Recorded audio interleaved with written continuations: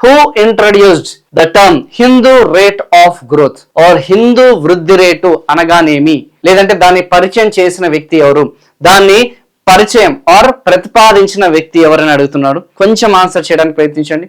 ఎవరికైనా senior aspirants మాకు already ప్రణాళికల గురించి మేము చదువుకున్నాం సార్ అన్న వాళ్ళు దాని గురించి ఈజీగా దీన్ని ఆన్సర్ చేయగలుగుతారు. మిగతా వాళ్ళకి కొంచెం కష్టం, but still I will explain. Please try to answer it. Amartya సేన, రాజ్ కృష్ణన, వికేఆర్వి రావా, కౌశిక్ బస్వా. సో ఇక్కడ మీరు క్లోజ్ గా ఫోకస్ చేస్తే first one Amartya Sen. So Amartya Sen వచ్చేసి మనకి ఇతను మన భారతదేశం నుంచి ఓకేనా నోబెల్ ప్రైజ్ ఎకనామిక్స్ లో ఆర్థిక వ్యవస్థలో అందుకున్న మొట్టమొదటి వ్యక్తి ఎవరంటే అమర్త్య సేన్. సో ఇతని యొక్క సిద్ధాంతం వచ్చేసి వెల్ఫేర్ ఎకనామిక్స్. ఏం ఎకనామిక్స్?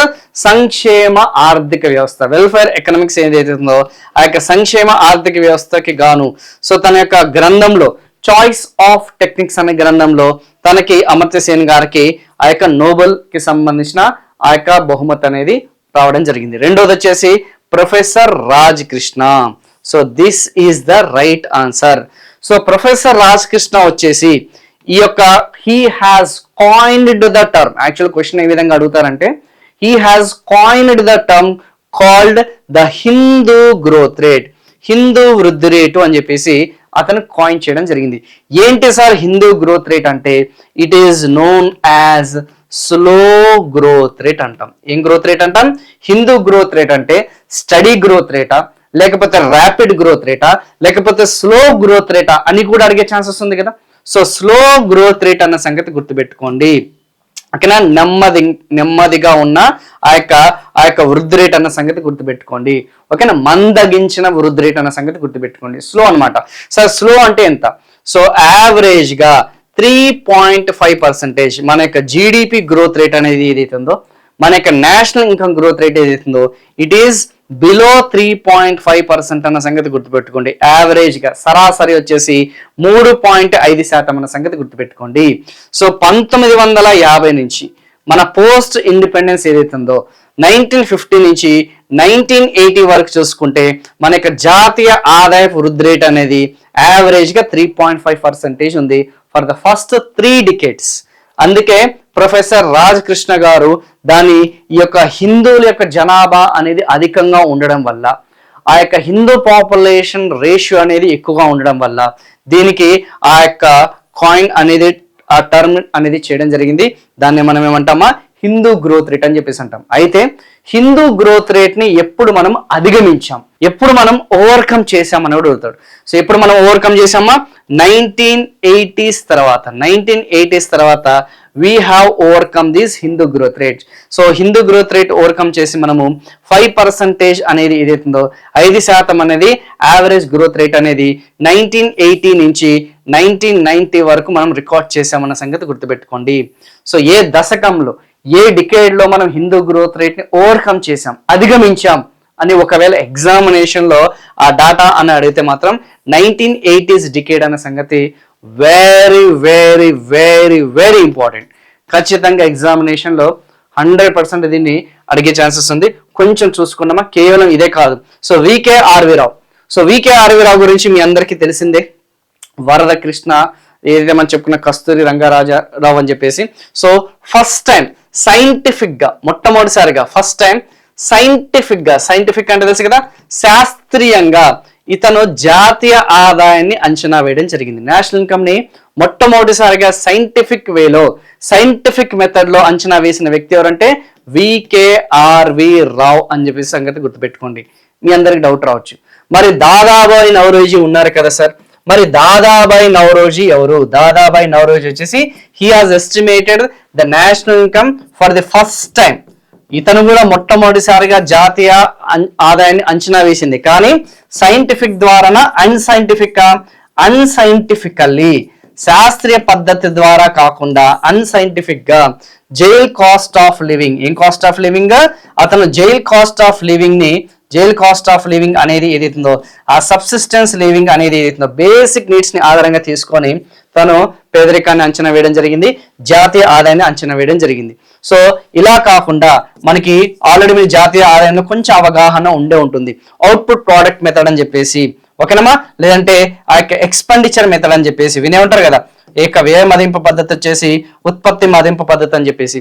ఇలా ఉత్పత్తి మదింపు పద్ధతి, వ్యయ మదింపు పద్ధతిలో మొట్టమొదటిసారిగా జాతీయ ఆదాయాన్ని అంచనా వేసిన వ్యక్తి ఎవరంటే ఫస్ట్ అండ్ సైంటిఫికల్లీ వికే.ఆర్వి రావు అన్న సంగతి గుర్తుపెట్టుకోండి. Very very very very important. So కొంచెం దాని రిలేటెడ్ టర్మ్స్ అన్ని కూడా గుర్తుపెట్టుకుంటే మీకు కూడా క్వశ్చన్స్ అనేది ఈజీగా ఉంటుందమ్మా. Next one, HDI is an aggregate measure of progress in which of the 3 dimensions.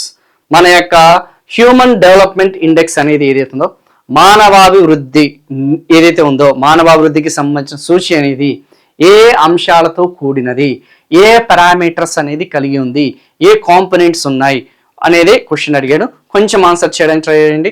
మానవాభివృద్ధి సూచికలో ప్రగతిని కొలిచే 3 అంశాలు ఏంటని అడిగాడు.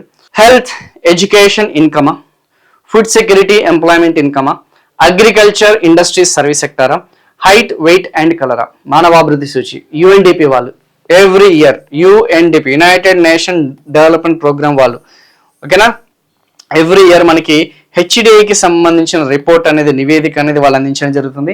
సో దేని ఆధారంగా, ఏ పారామీటర్స్ ని ఆధారంగా వాళ్ళు కొలవడం జరుగుతుంది, ఏ పారామీటర్స్ అంశాలు ఆధారంగా కొలవడం జరుగుతుంది. So the right answer is health, education and income. So health అనేది ఏదైతే ఉందో, లాంగ్విటీ ఆఫ్ లైఫ్, ఏదైతే మనం చెప్పుకున్న ఆయుష్ అని చెప్పేసి అనొచ్చు, ఓకేనా. సో ఆయుష్ అనేది ఏదైతే దాని ఆధారంగా. నెక్స్ట్ వన్ వచ్చేసి ఎడ్యుకేషన్, ఓకేనా. సో ఏదైతే మనం చెప్పుకున్న ఆ యొక్క లిటరసీ లెవెల్స్ అనేది ఏదైతే ఉందో, ఓకేనా, అక్షరాస్యత అనేది ఏదైతే ఉందో, ఆర్ ఏదైతే మనం చెప్పుకున్న నాలెడ్జ్, మన యొక్క విజ్ఞానం అనేది ఏదైతే ఉందో దాని ఆధారంగా. నెక్స్ట్ వన్ వచ్చేసి పర్ క్యాపిటా జిఎన్పి, మన యొక్క తలసరి ఆదాయం ఏదైతే ఉందో దాని ఆధారంగా మానవాభివృద్ధి సూచిక అనేది వాళ్ళు అంచనా వేస్తారు. సో మీరు చేయాల్సింది ఏంటంటే ఏ పారామీటర్స్ తీసుకున్నారనేది మీకు చెప్పాను. సో దీన్ని హెల్త్ అనొచ్చు, లేకపోతే లాంగ్విటీ ఆఫ్ లైఫ్ అని చెప్పేసి అనొచ్చు, ఆయుర్దాయం అని కూడా అనొచ్చు, ఓకేనా. సో ఇలా రకరకాల పేర్లతో అనిపిస్తారు, బట్ అవన్నీ కూడా ఏజ్కి సంబంధించిన, అంటే హెల్త్ రిలేటెడ్ కాబట్టి. అంటే ఆ దేశంలో సగటు ఆయుర్దాయం అనేది ఎక్కువగా ఉంటే మానవాభివృద్ధి నివేదిక అనేది, అంటే వాళ్ళు మెరుగైన జీవన విధానం అనేది ఉన్నారు అని అర్థం, ఓకేనా. సో జీవిస్తున్నారు అర్థం. ఆ యొక్క ఎడ్యుకేషన్ లెవెల్స్, ఆ యొక్క లిటరల్ లెవెల్స్ అనేది ఎక్కువగా ఉంటే, ఎక్కువ మంది అక్షరాస్యులుగా ఉంటే, ఎక్కువ మంది స్కూలింగ్ అనేది వెళ్తే ఆబ్వియస్లీ ఆ యొక్క బెటర్ క్వాలిటీ ఆఫ్ లైఫ్ ఉంది, బెటర్గా వాళ్ళకి పేమెంట్స్ అనేది వస్తున్నాయి. సో వాళ్ళ ఇన్కమ్స్ అనేది జనరేట్ చేస్తున్నారు. సో తలసరి ఆదాయం యావరేజ్గా తెలుసు కదా, డెవలప్మెంట్ అనేది ఒక దేశం యొక్క అభివృద్ధి అనేది జాతీయ ఆధారంగా చేస్తామా, అంటే తలసరి ఆదాయంగా మనం కొలుస్తామంటే తలసరి ఆదాయంగానే మనం కొలుస్తాం. సో ఈ 3 అంశాలు గుర్తుపెట్టుకోండి. నాకు తెలిసినంత వరకు మీరు ఈజీగా ఎలిమినేట్ చేయొచ్చు మిగతావన్నీ కూడా. బేసిక్ నాలెడ్జ్ ఉన్న వాళ్ళు I think it's very easy, ఓకేనా. So next question, what does parallel economy mean అన్నాడు. సమాంతర ఆర్థిక వ్యవస్థ అంటే ఏంటి? సమాంతర ఆర్థిక వ్యవస్థ. సో ప్యారలల్ ఎకానమీ అనగానేమి?